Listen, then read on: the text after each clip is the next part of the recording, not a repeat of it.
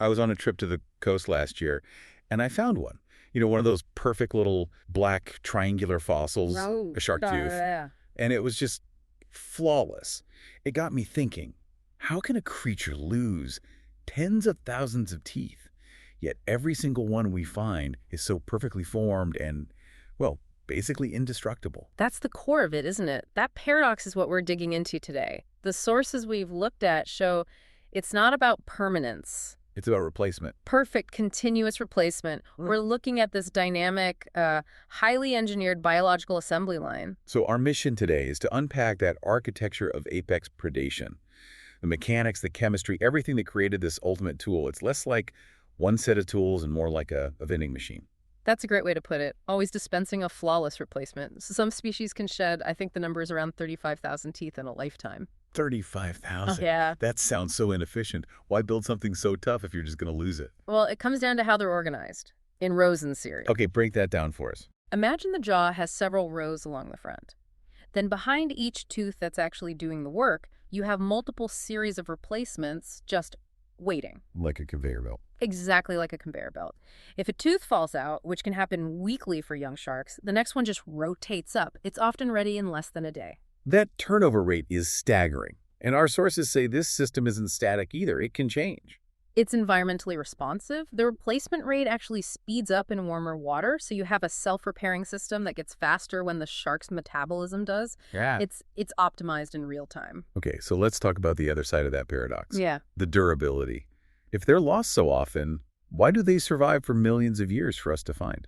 Because they're built from some of the toughest materials in nature. The main structure is a resistant calcium phosphate. That's why teeth are often the only part of a shark that fossilizes. The rest is just cartilage. Right. But the real secret, the magic ingredient, is in the enameloid layer. And this is where the material science gets really interesting. Absolutely. The enameloid contains a complex structure called fluorapatite. Fluorapatite. If you break it down, you're talking about fluorine atoms that are covalently bound to calcium.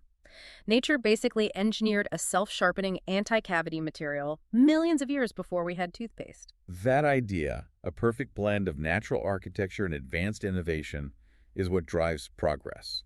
Speaking of translating complex concepts into useful technology, if you need help with that, whether it's AI training, automation, or integration, you need expert guidance. Uncovering where agents could make the most impact for your business is what our sponsor does. Check out embersoak.com for all your AI needs. A perfect link because with sharks, form always follows function, or in this case, the diet. Right, so let's talk about the different types. We see about 4 main types. You have the dense, flattened teeth for crushing. Like for a nurse shark on the bottom, eating clams. Exactly. Then you have the really ancient style, the needle-like teeth for gripping slippery prey like squid. And then there's the famous one. The great white's toolkit. Pointed lower teeth to grip, and then those big, serrated, triangular uppers for cutting.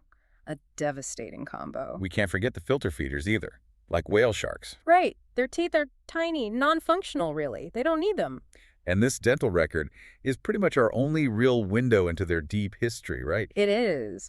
We have fossils of shark-like fish dating back 450 million years, and it's almost all based on teeth. The ultimate example, of course, being megalodon. Some of its teeth are over 7 inches long. Can you imagine finding one of those a few hundred years ago? With no context. You'd be totally confused. And they were. For centuries, people called them tongue stones or glossopetri. They thought they were petrified dragon tongues. Dragon tongues. It wasn't until the 1600s that Nicholas Steno figured it out.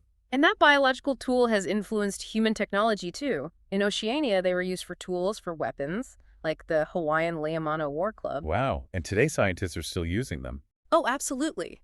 We can identify species from the tooth arrangement and even extract mitochondrial DNA from them for population studies. So when you put it all together, you have this incredible piece of biological engineering, a continuously perfect, self-renewing toolkit.